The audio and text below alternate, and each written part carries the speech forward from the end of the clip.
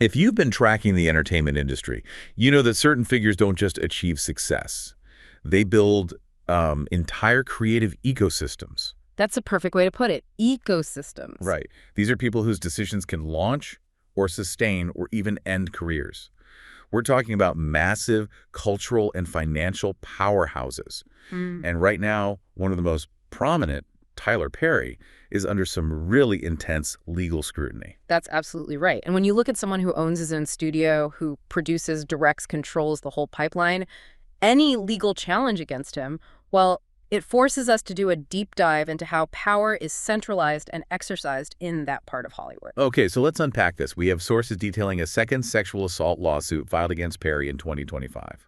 What's compelling here is that this isn't isolated. It's an alleged pattern that's being laid out across two separate civil cases. And, crucially, major corporate co-defendants are named. Which expands the whole focus. It goes from just individual conduct to alleged institutional failure. Precisely. So our goal today is clear. We need to synthesize the details of both lawsuits, the recent one and the one before it, to understand the common threads. Then we have to analyze what it means to name a company like Lionsgate and discuss what these allegations highlight about, the structural power imbalances in the industry as a whole. We should stress this right at the top. We have to. These are serious allegations in civil lawsuits. We are not talking about criminal convictions. The facts are still unfolding in court, and we are here strictly to analyze the claims presented in the legal documents. Understood. Let's jump right into the core of this new filing. The plaintiff is identified as actor and model Mario Rodriguez. And our sources confirm he was in Perry's 2016 film, Boo! A Medea Halloween. So that establishes a professional relationship right away. It does. And the core allegation is that Perry allegedly used his established industry access as leverage for sexual misconduct. Rodriguez claims there were repeated unwanted advances, unwanted touching, and the timeline is quite sprawling. The sources say the alleged incidents took place at Perry's home in Los Angeles, and that they spanned several years, starting in the mid-2010s through 2019. When an alleged pattern covers that much time, what does that signal in a civil complaint? It signals that the plaintiff is arguing this wasn't a one-off event. It's meant to paint a picture of a sustained interaction built on an existing power dynamic. And what's crucial to the Rodriguez claim, according to the sources, is how the alleged contact even began. How so? It wasn't a cold call. Someone connected to Perry allegedly approached Rodriguez, asked for his number, for potential work opportunities. That initial approach, a request for a number, an offer of a meeting, that is the quintessential entry point in Hollywood. It's the spark of ambition for any young actor. Exactly. And according to the lawsuit, that opportunity was the initial lure. Rodriguez claims Perry then used promises of career help, talking specifically about auditions, meetings, roles, which then allegedly morphed into a precondition for unwanted physical contact. So the plaintiffs are framing this whole thing through the lens of a transactional, coercive power imbalance. Entirely. Career advancement was the alleged currency. But, business meetings happen everywhere in Hollywood. Private homes, restaurants. Where is the line legally crossed between a normal networking request and this alleged lure? Well, that boundary is allegedly crossed when the professional promise is made contingent on non-professional and specifically unwanted physical demands. And the sources detail a really key allegation here. What's that? That Perry allegedly offered Rodriguez cash after some of these encounters. And that detail is highly important because it strongly reinforces the plaintiff's claim of a transactional exploitative dynamic. It makes it much harder to argue it was just a consensual interaction. So when we look at the whole picture, the promise of a career, the unwanted advances, and then this alleged cash payment, it paints a picture of a controlled environment where the power differential is just astronomical. It is. In a normal job, you might have HR, performance reviews, a physical office. In the entertainment industry, especially for aspiring talent, the workplace often becomes these very individualized private settings. Where the professional boundaries can get very blurry. Or they're non-existent. They're completely at the discretion of the gatekeeper, in this case, Perry. And when you combine the promise of a life-changing career break with alleged demands for unwanted physical contact and then the alleged payment, you have the textbook definition of an exploitative dynamic. And the damages sought. They definitely reflect the severity of this. Rodriguez is seeking at least $77 million. What does a figure like that even represent? Is it lost wages or is it mostly punitive? It's likely a combination. There'd be a component for compensatory damages, so covering emotional distress, maybe lost future earnings. But the vast majority of a huge figure like that, that's typically punitive damages. But what's the purpose of that? Punitive damages aren't meant to compensate the plaintiff. They're meant to punish the defendant for alleged egregious conduct and, crucially, to deter similar behavior by others in the industry. It's meant to send a massive financial message. Okay, now to really grasp the legal landscape Perry is in, we need to connect this to the earlier challenge. Derek Dixon's case. That's why this is the second lawsuit. That's our important connection point, right? The preceding case was filed by another actor, Derek Dixon, who also worked in the Tyler Perry orbit. He was on TV shows like The Oval and Ruthless. And Dixon's allegations, from what our sources say, follow a strikingly similar playbook. He claimed Perry engaged in unwanted sexual behavior and coercion that was, again, tied directly to professional advancement. And Dixon was seeking hundreds of millions in damages as well. But the connection here isn't just that the themes are similar, it's strategic. What do you mean? Both Dixon and Rodriguez are represented by the same attorney, Jonathan J. Delshad, so that suggests a highly synchronized legal strategy. They're trying to present a coherent narrative of an alleged pattern and practice to the court.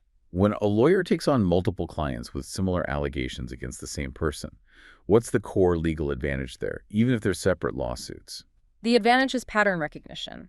For a plaintiff to win a civil sexual misconduct claim, especially against someone powerful who might argue it was all consensual, establishing a pattern is incredibly persuasive. Right.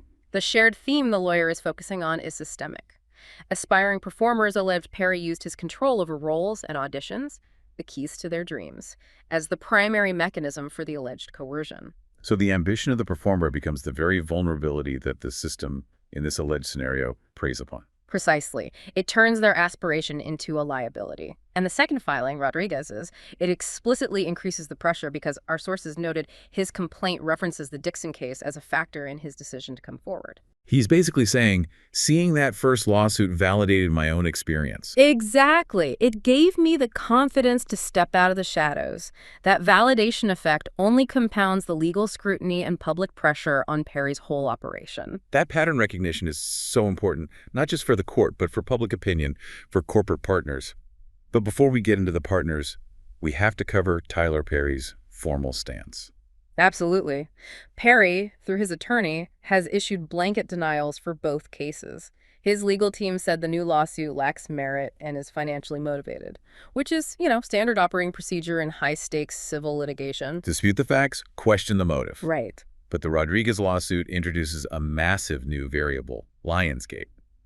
Why is a company that just distributed a movie named as a co-defendant? This is where the structural deep dive really begins, and it's arguably the most legally significant part of the Rodriguez filing.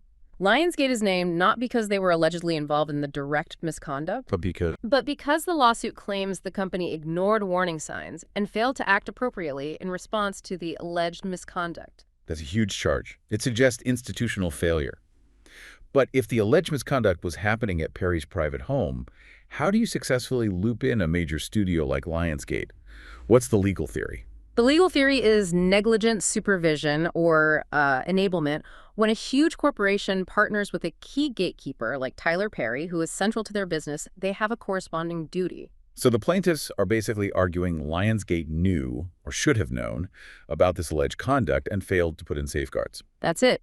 Naming a major studio raises the stakes dramatically.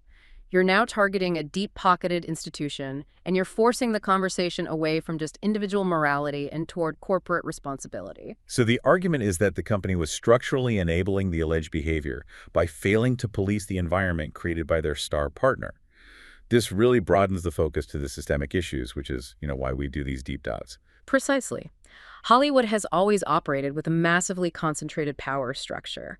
In film and TV, one producer, one director, they can be the sole arbiter of who gets hired and whose career takes off. And the absence of a traditional centralized HR system must make that vulnerability even worse. It does. Think about it. A young actor meets a powerful executive. The meeting is one-on-one, often in a private setting. There's no official oversight, no third party, no immediate channel for reporting if boundaries are crossed. You have the intersection of ambition, the need to say yes to every opportunity, and that extreme vulnerability. It just creates a risk-heavy environment. An environment that structurally enables the misuse of power. And when you look at Tyler Perry specifically, the reputational stakes they're uniquely high because of the brand he's built. They absolutely are. Perry's image isn't just about success. It's built on faith, mentorship, creating unprecedented opportunities for Black creatives. The sheer dissonance between that public identity and these allegations of exploitation creates potent reputational damage. So no matter how the legal side of things plays out, these allegations immediately impact his business. They have to. They affect his reputational capital, his ability to attract partners, and, significantly, how future young talent will view the entry point into his ecosystem. The shadow cast by these lawsuits affects everything. So we have two high-profile, high-stakes civil lawsuits. Where do these cases stand legally today? They remain unresolved. The next immediate steps will be for Perry and Lionsgate to file formal court responses that will likely include motions to dismiss the complaints. And if they don't get dismissed? If the cases survive those early attempts, which they often do in these matters, they will move into the discovery phase. For our listeners who aren't familiar with legal jargon, what does discovery mean, and why is that when things get really interesting? Discovery is where the gloves come off. It's the official phase where both sides are compelled to turn over evidence. We're talking about documents, emails, text messages, internal memos. And depositions. And depositions. Formal, sworn testimony from witnesses and everyone involved. If the cases reach that phase, the public narrative, which right now is just allegations and denials, could evolve very quickly as actual purported evidence becomes central to the proceedings. It forces a certain transparency. So the major insight here is that these lawsuits are putting scrutiny not just on an individual's alleged acts, but squarely on the structural mechanics of power and accountability in Hollywood, especially with a corporation like Lionsgate being brought in. Exactly. The focus is shifting from a bad apple to a potentially flawed barrel. And given that allegations like these highlight this acute intersection of ambition and vulnerability in an industry that lacks traditional oversight, we have to ask a deeper question. Go on. What structural changes, beyond just focusing on individual moral failures, might actually be necessary to protect aspiring performers? And ultimately, what level of responsibility will courts place on major corporations like Lionsgate when concentrated power is allegedly misused not on a film set, but behind the closed doors where careers are supposedly made? That is the structural issue that's going to linger long after these specific cases are over.